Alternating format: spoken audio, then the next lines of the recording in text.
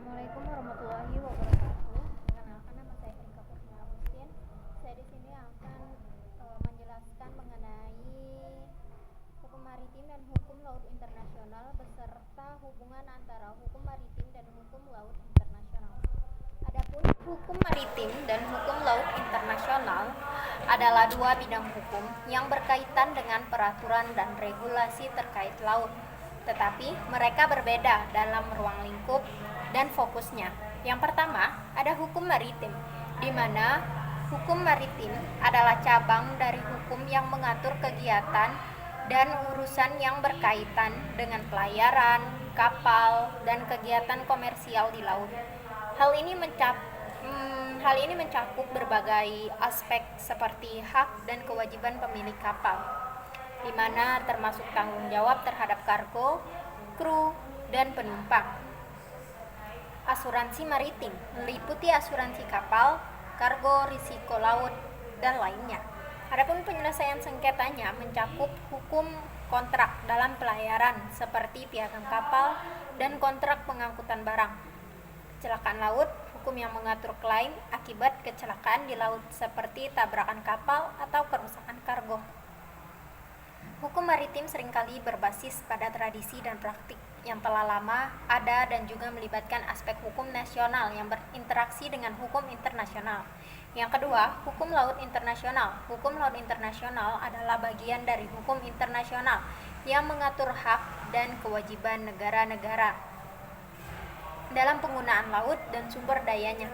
Hukum ini diatur terutama oleh Konvensi Perserikatan Bangsa-Bangsa tentang hukum laut atau UNCLOS. Beberapa aspek penting dalam hukum laut internasional ini meliputi ada zona maritim, di mana zona maritim ini pembagian laut menjadi zona-zona seperti laut teritorial, zona ekonomi eksklusif atau ZEE, landasan kontinen, dan laut lepas seperti zona yang memiliki aturan khusus terkait hak dan kewajiban negara pantai dan negara lainnya. Kebebasan laut lepas meliputi kebebasan navigasi, kebebasan memasang kabel dan pipa bawah laut, serta kebebasan untuk menangkap ikan dan melakukan riset ilmiah di laut lepas. Perlindungan lingkungan laut mengatur pencegahan dan pengendalian pencemaran laut serta tanggung jawab negara dalam melindungi lingkungan laut. Penyelesaian sengketanya menyediakan mekanisme untuk menyelesaikan perselisihan antar negara yang berkaitan dengan hukum laut, termasuk melalui arbitrase atau mahkamah internasional. Adapun hubungan antara hukum maritim dan hukum laut internasional ini, hukum maritim dan hukum laut internasional saling berkaitan, tetapi mereka beroperasi pada level yang berbeda, di mana yang pertama ada level operasional vs level kebijakan. Hukum maritim lebih fokus pada aspek operasional dan teknis yang berkaitan dengan pelayaran dan perdagangan di laut, sedangkan hukum internasional lebih berkaitan dengan kebijakan dan hak-hak negara atas wilayah laut dan sumber dayanya. Yang kedua ada regulasi nasional vs internasional. Hukum maritim seringkali diatur oleh hukum nasional yang mencakup penerapan standar internasional dalam konteks hukum maritim suatu negara. Sementara itu, hukum laut internasional mengatur hubungan antar negara dan diatur oleh perjanjian internasional seperti UNCLOS. Secara keseluruhan, hukum maritim beroperasi dalam kerangka hukum laut internasional dengan hukum laut internasional menyediakan panduan dan aturan yang lebih luas mengenai penggunaan laut oleh negara-negara, sementara hukum maritim lebih spesifik pada aspek operasional yang melibatkan pelayaran dan kegiatan komersial di laut. Dan hukum maritim ini juga berlaku bagi entitas seperti pemilik kapal, operator, dan karyawannya. Hukum ini dapat mengatur kapal, galangan kapal, pelabuhan, dan tempat berlabuh. Seperti hukum laut, hukum maritim perlahan berkembang dari berbagai perangkat, adat, dan aturan. Hukum ini digunakan untuk menangani berbagai masalah seperti kematian yang terjadi di laut, kompensasi cedera dan perawatan kesehatan bagi pelaut, atau dikenal sebagai pemeliharaan dan penyembuhan. perizinan dan pendaftaran untuk kapal dan perahu AS, memindahkan penumpang dan kargo melalui pelabuhan AS kelalaian yang dilakukan oleh pemilik dan operator kapal di laut lepas.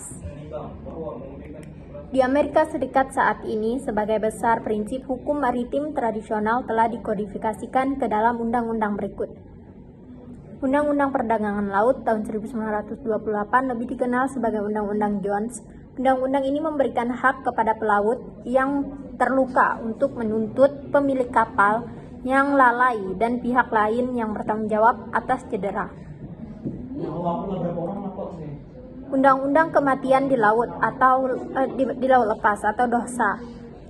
Ketika pekerja meninggal di laut lepas lebih dari 3 mil laut dari pantai, kerabat tertentu yang ditunjuk dapat menuntut majikan almarhum untuk biaya pemakaman, kehilangan dukungan finansial, dan perawatan serta dukungan emosional yang tidak dapat lagi diberikan oleh almarhum di antara potensi kerugian lainnya. Undang-Undang Kompensasi Pekerja Pelabuhan dan Pantai atau LHWCA.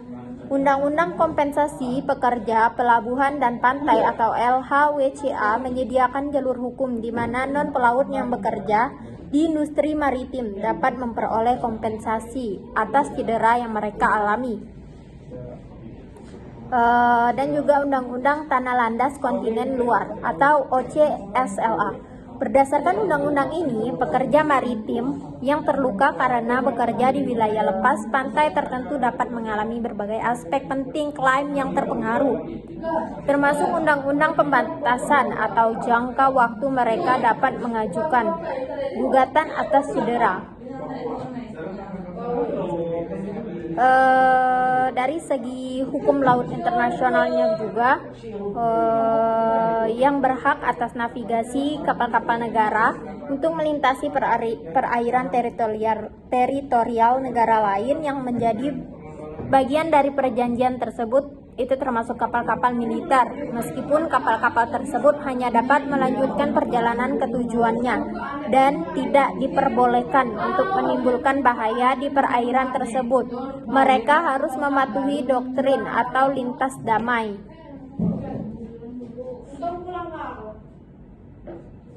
Hukum maritim juga terkadang disebut hukum kelautan, hanya berlaku di pelabuhan domestik Amerika Serikat dan perairan yang dapat dilayari.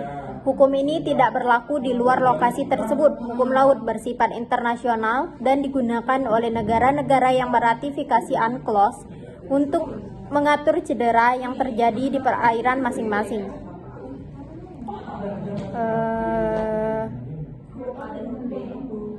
Kita akan membahas hukum apa yang mempengaruhi cedera pribadi yang terjadi di laut. Kasus cedera pribadi di laut jauh lebih rumit daripada yang terjadi di darat.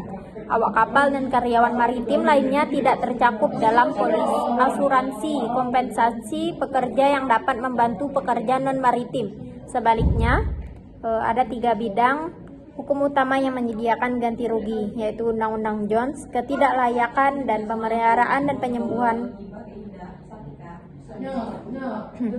Mungkin itu saja yang bisa saya sampaikan. Mohon maaf apabila ada salah kata. Saya akhiri dengan wabillahi taufiq wal hidayah. Wassalamualaikum warahmatullahi wabarakatuh.